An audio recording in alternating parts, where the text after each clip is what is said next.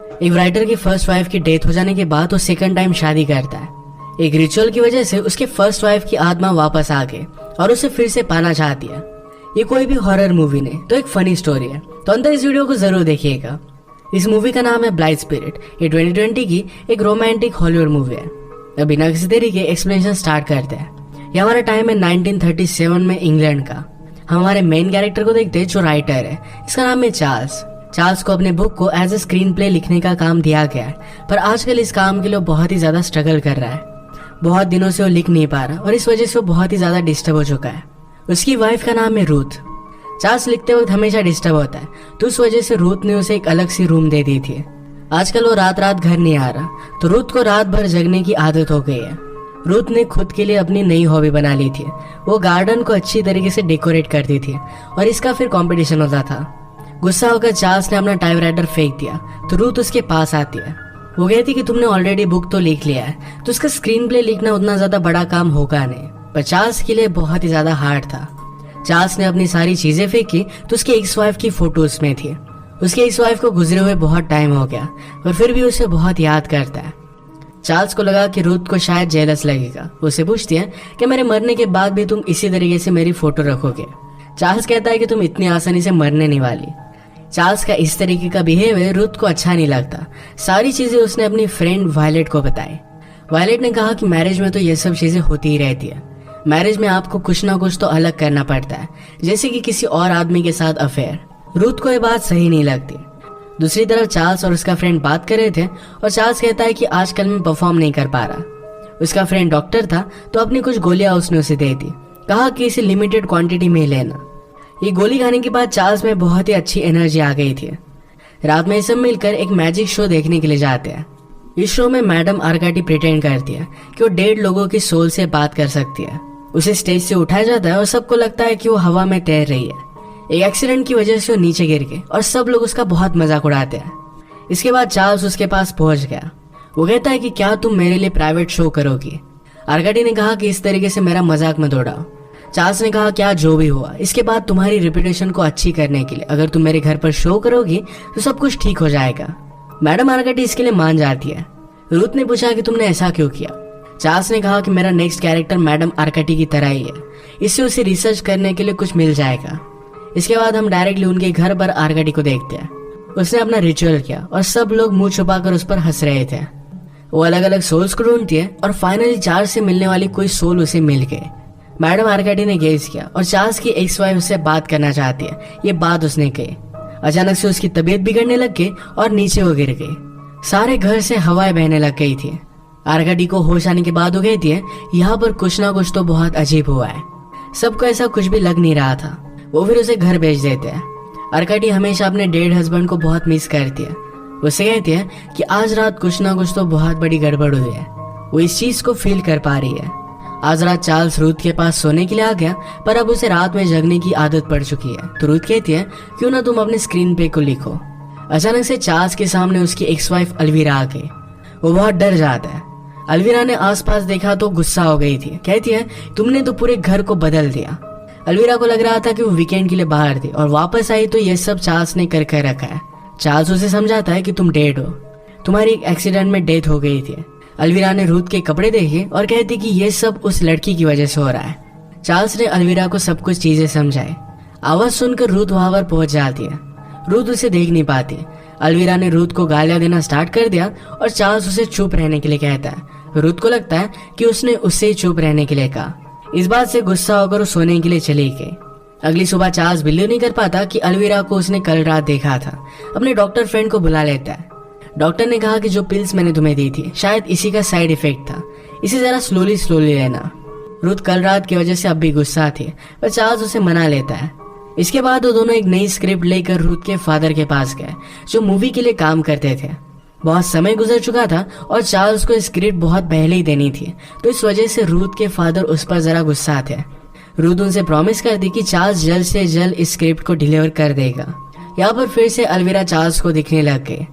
अलवीरा ने चार्ल्स के ट्रबल को देखकर कहा तुम हमेशा मेरी वजह से राइट कर सकते थे, मेरे जाने के बाद तुम कुछ लिख नहीं पाए। चार्ल्स उसे चुप रहने के लिए कहता है। फिर से लोगों की मिसअंडरस्टैंडिंग हुई। अलविरा चार्ल्स को बहुत ही भला बुरा कह रही थी, तो चार्ल्स ने भी गालियां दी। रूथ के फादर को लगता है कि वो उन्हें ही गालियां दे रहा है, तो उसे पंच कर कर वो निकाल देते हैं। घर आने के बाद चार्ल्स ने रूथ को सब कुछ चीज बता दी। वो कहता है कि एक्चुअल में अलविरा वापस आ चुकी है, उसे मैं देख पा रहा हूँ। रूथ गुस्सा आती है और उस पर बिलीव नहीं करती। चार्ल्स गुस्सा होकर अलविरा से कहता है कि तुम यहाँ पर आई क्यों। अलविरा ने कहा कि इस पर मेरा कोई भी कंट्रोल नहीं है, उसे पता नहीं कि उसे वापस कैसे जाना है। इस तरीके से हवा में बातें करते हुए रूथ के सर्वेंट देख लेती है। रूथ अब डायरेक्टली चार्ल्स को मेंटल हॉस्पिटल में भेजने वाली थी, तो चार्ल्स अलविरा से कहता है कि प्लीज रूथ को बता दो कि तुम यहाँ पर अवेलेबल हो। अलविरा ने पियानो बजा कर देखा। उसके बाद रूथ की एक पेंटिंग थी, उस पर ड्रॉ कर दिखाती है। इस बात से रूथ बहुत ही ज्यादा डर चुकी थी। वो डायरेक्टली मैडम अर्काडी के पास आई। वो कहती कि चार्ल्स की वाइफ वापस आ चुकी है, आप कुछ ना कुछ कर प्लीज मुझे मदद कर दीजिए। मैडम ने कहा कि ऐसा कभी भी नहीं होता, पर शायद ये आत्मा बहुत ही ज्यादा स्ट्रांग है। मैडम आर्काडी को आइडिया नहीं था कि किस तरीके से इस सोल को भेजा जाए, पर कुछ ना कुछ तो कर इसकी वो हेल्प करने वाली थी। अगर इसी तरीके से अलविरा की पावर बढ़ती रहे तो चार्ल्स को टच भी कर पाएगी, और ये चीज रूथ नहीं चाहती। घर पर अलविरा ने चार्ल्स के पास आने की कोशिश की। वो कहती कि मैंने तुम्हें बहुत मिस किया है, क्या तुम अभी मुझसे प्यार करते हो। चार्ल्स ने कहा कि तुम्हारी मेमोरीज की वजह से मैं हमेशा तुमसे प्यार करता रहूंगा। अलविरा चाहती थी कि वो बाहर जाए, कुछ मजे करे। चार्ल्स कहता है कि मुझे अपना काम कंप्लीट करना पड़ेगा। वो अपने स्क्रीन प्ले को फिगर आउट करने की कोशिश कर रहा था, कैरेक्टर को और भी ज्यादा उसे अच्छा बनाना था, तो अलविरा ने उसे हेल्प कर दिया। जो भी बुक्स चार्ल्स ने अब तक लिखे थे, इसकी सारी इंस्पिरेशन उसे अलविरा ने दी थी। स्क्रीन पे कंप्लीट करने के लिए अलविरा उसे हेल्प कर रही थी। चार्ल्स को ऐसा बहुत ही अच्छा लगा, पर बीच में वो स्टॉप हो गई। कहती कि आज रात हमें सेलिब्रेट करने के लिए कहीं पर जाना चाहिए। ये दोनों ड्रिंक्स लेने के लिए एक रेस्टोरेंट में आए। अलविरा ने कहा कि मैंने तुम्हें बहुत ही मिस किया था। चार्ल्स कहता है कि तुम्हारे एक्सीडेंट की वजह से मैं भी बहुत ही हार्ट ब्रोकन था। अलविरा पूछती है कि क्या तुम रूथ से भी प्यार करते हो। चार्ल्स ने कहा कि तुम्हारा प्यार और रूथ का प्यार दोनों बहुत अलग अलग है, उन दोनों से बहुत प्यार करता है। घर पर रूथ बहुत वरीड थी और चार्ल्स अलविरा के साथ वापस आया। रूथ ने पूछा कि तुम उसके साथ कर क्या रहे हो। चार्ल्स ने कहा कि मेरा स्क्रीन प्ले लिखने के लिए वो मुझे मदद कर रही है। कुछ ही दिनों की बात है और मेरा स्क्रीन प्ले कंप्लीट हो जाएगा। इसके बाद तुम जैसा चाहती हो हॉलीवुड कपल की तरह हम रह पाएंगे। चार्ल्स रूथ के पास आया और कहता है कि वो सिर्फ एक गोस्ट है, मैं तुमसे ही बहुत प्यार करता हूँ। इसके बाद ये दोनों इंटीमेट हो गए। अलविरा रात में मैडम आर्काडी के पास पहुंच जाती है। उसे धमकाती है कि अगर तुमने मेरे खिलाफ कुछ भी किया तो हर रात वो उसे तकलीफ देती रहेगी। बेचारी आर्काडी बहुत डर गई थी। चार्ल्स ने अपना स्क्रीन प्ले कंप्लीट कर भेज दिया। अलविरा उस पर गुस्सा हो गई, क्योंकि इस बार भी चार्ल्स ने उसका नाम उस स्क्रीन प्ले में लिखा नहीं था। चार्ल्स कहता है कि तुम ऑलरेडी मर चुकी हो, ये बात मैं नहीं कर सकता। अलविरा गुस्सा होकर सारी चीजें उस पर फेंकने लग गई। रूथ की गार्डन देखने के लिए कुछ लोग आए हुए थे, तो अलविरा सारी गार्डन को बर्बाद कर देती है। पैरेलल में मैडम आर्काडी उसके हेड के पास गई। ऑलरेडी अलविरा ने उसके बॉस को कॉल कर दिया था और कहा था कि आर्काडी एक बड़ी फ्रॉड है। आर्काडी पर गुस्सा होकर उसकी मेंबरशिप वो कैंसिल कर देता है। ये सारी बात उनकी असिस्टेंट सुन रही थी। जाते वक्त उसने आर्काडी से कहा कि मुझे बाहर मिलो। वो अपने साथ एक बुक लेकर आए। इस बुक के स्पेल की मदद से वो अलविरा को फिर से वापस भेज सकेंगे। अपने बुक की कंप्लीशन की वजह से चार्ल्स ने एक पार्टी रखी थी। इस पार्टी में अलविरा रूथ के ड्रिंक में गोलियां मिला देती है। इस ड्रिंक की वजह से वो भी एक्टिव हो जाती है। अपने कपड़े निकालने लग गई और स्विमिंग पूल में चली गई। चार्ल्स जल्दी से उसे उठाकर घर में लेकर जाता है। उसके साथ इंटीमेट होना चाहती थी, पर अलविरा इसे डिस्टर्ब कर देती है।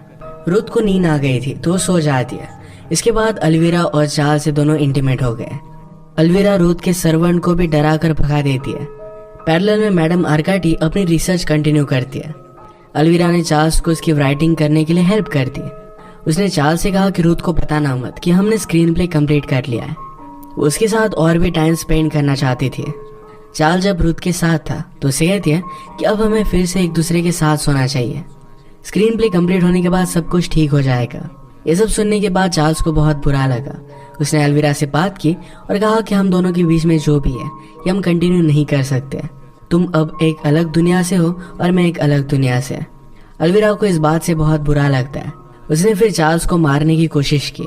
ये सब देखने के बाद रूथ ने चार्ल्स से कहा कि अलविरा तुम्हें मारना चाहती है, क्योंकि मरने के बाद वो तुम्हारे साथ हमेशा के लिए रह सके। इस बात से चार्ल्स भी डर गया था। वो डिसाइड करते कि आज रात एक साथ ही रहेंगे। चार्ल्स ने रूथ को बता दिया कि उसका स्क्रीन प्ले कंप्लीट हो चुका है। रूथ को बहुत अच्छा लगता है। रात गुजर जाने के बाद मैडम अर्काडी का रूथ को कॉल आता है। उसने कहा कि अब मैंने सब कुछ तैयारी कर ली है, अब हम अलविरा को भगा सकते हैं। रूथ रिलैक्स होती है और मैडम से मिलने के लिए चली गई। चार्ल्स बाथटब में सो रहा था, तभी अलविरा एक रेजर लेकर वहां पर आ गई। डरकर चार्ल्स उसे कहता है कि मैं हमेशा तुमसे प्यार करता रहा हूं, प्लीज ऐसा कुछ भी मत करो। बाहर उनकी मेड सुन रही थी, उससे कुछ अलग ही लगता है। उसने कहा कि रूथ जरा बाहर गई है। अलविरा कहती कि रूथ को बाहर नहीं जाना चाहिए था।